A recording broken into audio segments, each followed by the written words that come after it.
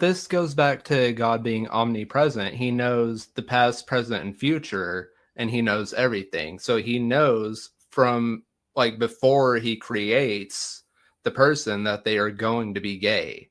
So why even create that person if all he wants is for people to create and have families? Then why even have that family, that mother and father have that gay kid if all he wants is for those people to create only other people?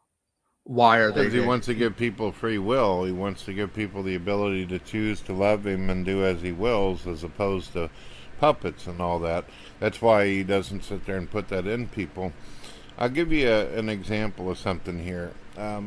Oren, you have foreknowledge that most likely I'm going to get another stream within the week by Ben, right? You just know that's most likely going to happen. But you're not making him do it, right? He's just going to do it because that's how he is. You agree? You've got the knowledge, the foreknowledge that that's most likely going to happen.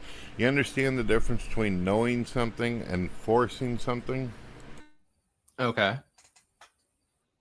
You understand what I'm getting at? I know for a fact that Praise is probably going to be an awesome guy for the rest of the week. I predict that. I have that foreknowledge of it. But Only he the might rest of choose the to do week? something else the next week. Am I right, Praise? I wouldn't go that far. Well, you get my point, right? There's a difference between foreknowledge and actually making someone or something do something. Right.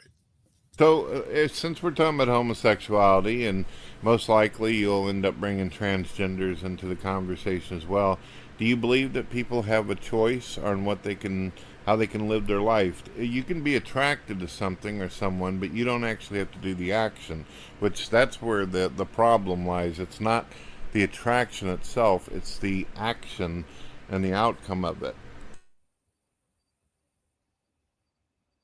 Would you choose not to act on having sex with your partner? Well, I make love to my wife and all that, but to me, I feel like it's morally right. But if a superior interdimensional being says, hey, this is the way I design things, this is the way I would prefer things to be, who am I as a little ant arguing with the iPhone on how it works? Why do you choose to make love to her? Well, a choice, obviously. I find her beautiful, I find her attractive and all that. And I Mhm. understand you're going to say, well, some guys see this as that. The problem is if you do any research in psychology and all that, usually 90% of the times for the history that we know about, especially celebrity homosexuals, they were abused by their father or had some kind of psychological problems growing up, and that's the reason why they do what they do. So the question is it really out of love, or do they feel like they deserve to be abused?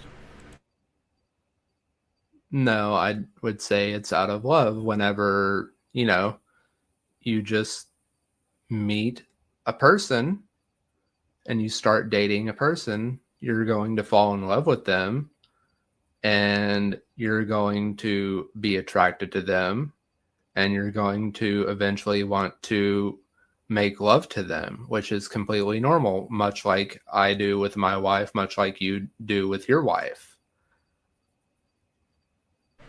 Well, it's fair enough, but that still doesn't go against the idea of what the superior being wants. What we want is subjective compared to a God who has created objective reality. Why? Let's just put it this way.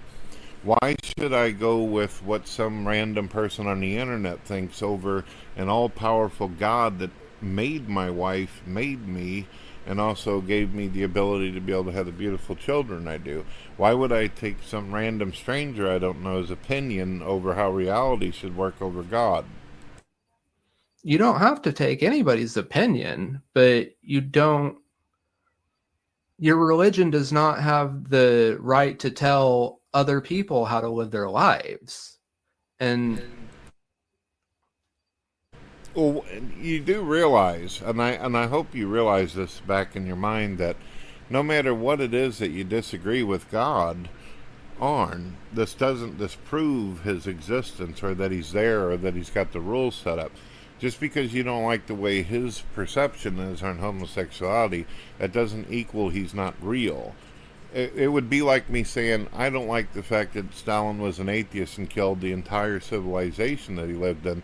So therefore, logically, he wasn't real. He was just a fictional character in a comic book. You get what I'm saying? You understand I'm getting that praise?